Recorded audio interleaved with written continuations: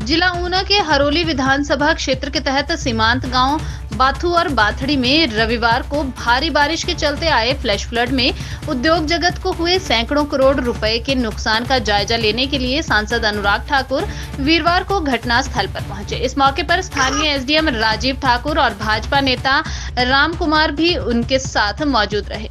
काबिले गौर है कि औद्योगिक क्षेत्र में आए इस फ्लैश फ्लड के चलते कई उद्योग पूरी तरह से तबाह हो गए, जबकि इसी हादसे में एक पेट्रोल पंप भी फ्लैश फ्लड में तबाह हो गया। हालांकि हादसे के दौरान 18 से 4 साल तक की 3 बालिकाओं की भी बाढ़ के पानी में बहने के चलते मौत हो गई। इस मौके पर सांसद ने कहा कि इन क्षेत्रों में ऐसी घटनाएं कभी नहीं सुनी थी, लेकिन इस बार आई बाढ़ के क्या कुछ कारण रहे उनको जरूर खोजा जाना चाहिए। इस मौके पर सांसद ने बाढ़ प्रभावित उद्योगपतियों और स्थानीय लोगों को हर संभव मदद का भरोसा दिलाया। देखिए, कारण ढूंढने का काम सरकारी तंत्र का होना चाहिए और सरकार को इसकी गहराई में जाना चाहिए कि क्या कारण है जिसके कारण करोड़ों रुपए का नुकसान इंडस्ट्री का हुआ, जान माल का नुकसान हुआ। और ये तो बचाव इसलिए है कि थोड़ा दिन के समय लोगों को पानी दिखा, रात के समय होता तो ना जाने कितने और की मौत हो जाती, कितना बड़ा और नुकसान हो जाता। लेकिन अभी भी करोड़ों रुपए का नुकसान केवल एक क्षेत्र में हुआ है।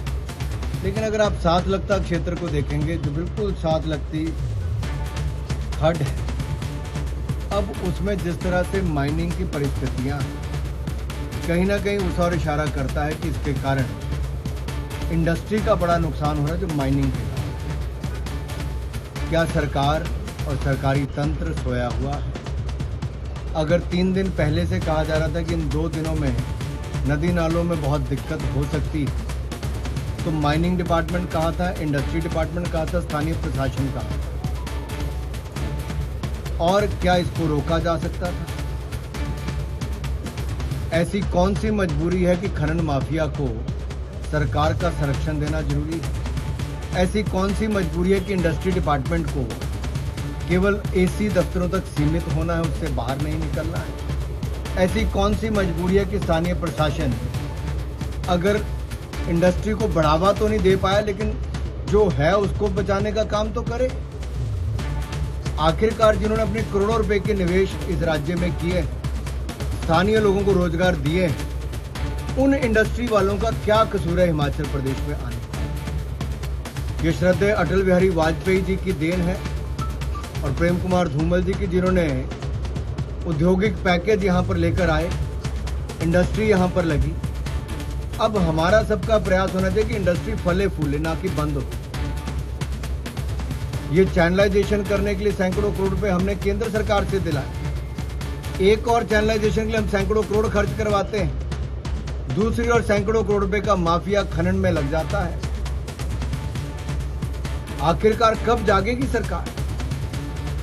और मेरा अनुरोध सरकार से यह है कि जो स्थानीय इंडस्ट्री का नुकसान हुआ है उसकी भरपाई जल्द से जल्द हो, और जो इंश्योरेंस कंपनीज हैं वो भी इसका मुआयना जल्द करके अपनी प्रक्रिया को पूरी करें, ताकि इनकी वर्किंग कैपिटल में कोई नुकसान ना हो।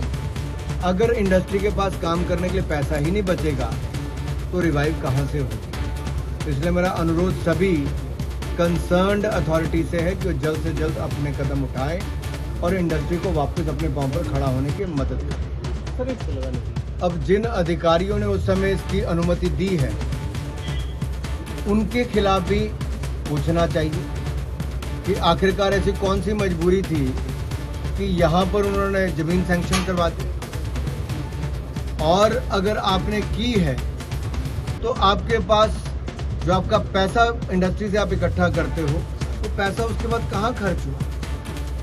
क्या इसके लिए प्लानिंग नहीं होनी चाहिए थी कि पानी कहीं और से निकले, निकासी कहीं से और से हो? प्लानिंग नाम की कोई चीज ही नजर नहीं आती, ना माइनिंग डिपार्टमेंट ना इंडस्ट्री डिपार्टमेंट। और इसलिए अगर सरकार नहीं जागेगी तो भविष्य में न जाने कितने करोड़ का और नुकसान और कितनी जानों का नुकसान हो।